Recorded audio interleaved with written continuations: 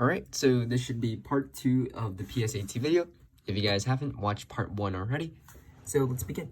Question 6. If R and S are two solutions of the equation above and R is greater than S, which of the following is the value of R minus S? So we have this quadratic right here. In order to find both solutions, let's use factoring. So if we factor, let's put a 2x in x, right? Because 2x times x is 2x squared. So that's why we're going to do it. And what are some factors of negative 15? Negative 15 has factors of both 5 and 3, right? But because we see that it's going to be negative, one of these are going to have to be negative. So let's try negative 5. And then for the other one, let's try negative 3. And then let's not even try 15 and 1. 15 and 1 won't really work in our question. And then we have positive 7. So we need one of these to be greater. So 2 times negative 5 is negative 10. Plus 3 gives us negative 7. So that's not it. Negative 7. Well, 2 times 5 is 10. Minus 3 gives us 7. And that's what we need, positive 7. So our combo is to multiply 2 by 5. So we put the 5 over here because when we're foiling, we're going to have to multiply the 2 by the 5. And then we put the negative 3 over here because we're going to have to multiply the negative 3 and the 1. So if we do this, our two solutions are going to be x is equal to 3 over 2. We set this one equal to 0. X should be equal to 3 over 2. And if we set x plus 5 is equal to 0, we have the other value of x being negative 5.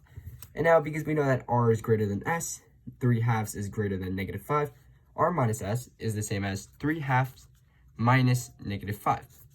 And that should give us, rewrite negative 5 as 3 over 2 plus negative is a plus, and then that's going to be 10 over 2. So 3 over 2 plus 10 over 2 is 13 over 2, meaning the answer should be B. So this question took a little bit of work, but you guys should have managed through factoring and just normal arithmetic. Okay, moving on. Question 7. To cut a lawn, Alan charges a fee of $15 for his equipment and $8.50 per hour spent cutting a lawn.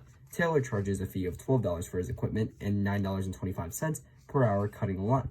If x represents the number of hours spent cutting a lawn, what are all the values of x for which Taylor's total charge is greater than Alan's total charge?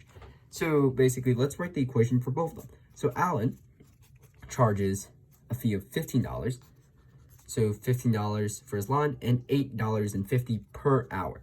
So this is going to be our dependent variable. So it's going to be plus $8.50 x, where x represents the number of hours.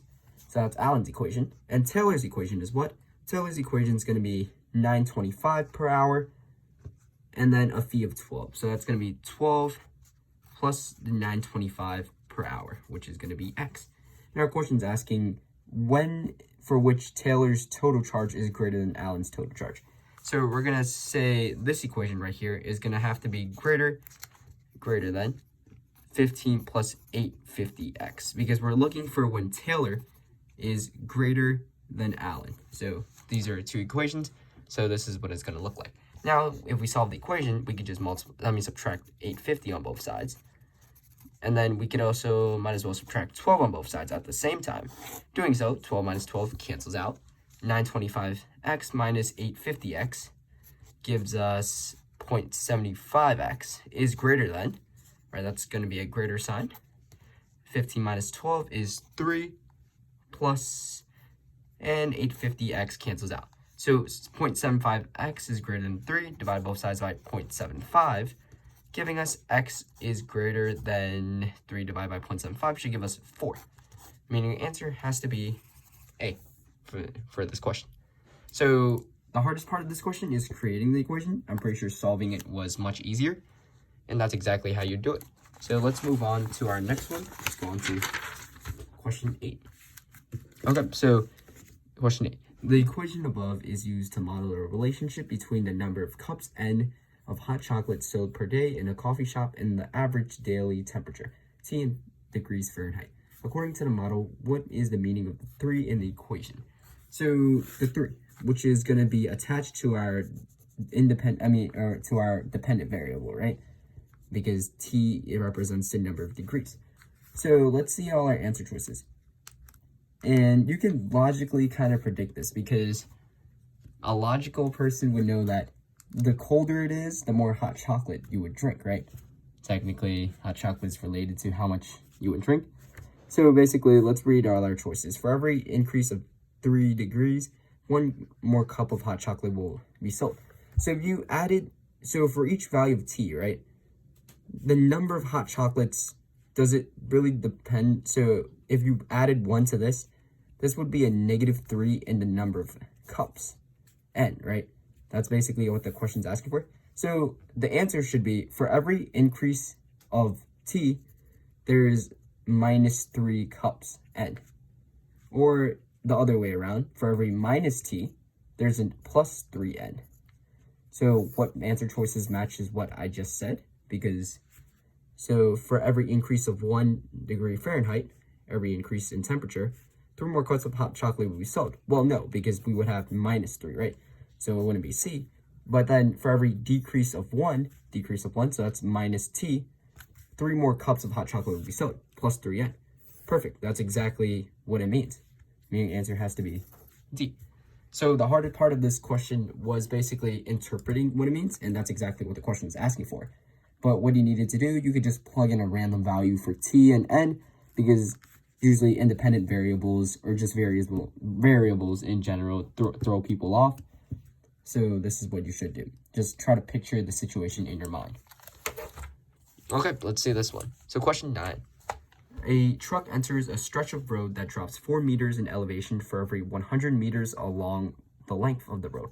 The road is 1,300 meters elevation where the truck entered. Oh, the truck is at 1,300 meters elevation where the truck entered. Okay. And the truck is traveling at 16 meters per second along the road. What is the elevation of the road in meters at the point where the truck passes T seconds after entering the road? So the truck is traveling, let's write down our information. So it drops 4 meters for every 100. So it looks something like this, right? So it would drop 4 meters. It would be going down 4 meters for every 100 meters. So technically, for every 1 meter, it goes down, it goes to the left by, or like to the right. It goes 4 over 100. So that's 0.04. Okay, so that's for every meter that goes this way, it drops down 0.04. And knowing this information, the road is 1,300 meters elevation. So looking at one of our equations, they're all 1,300, so we don't have to worry about, because that's where the road is starting, right, at 1,300 elevation. And if it goes down like that, but then our truck is going at 16 meters per second along the road, so we should be looking at it as it goes 16.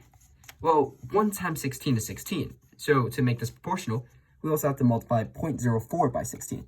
And doing so will give us 0.64.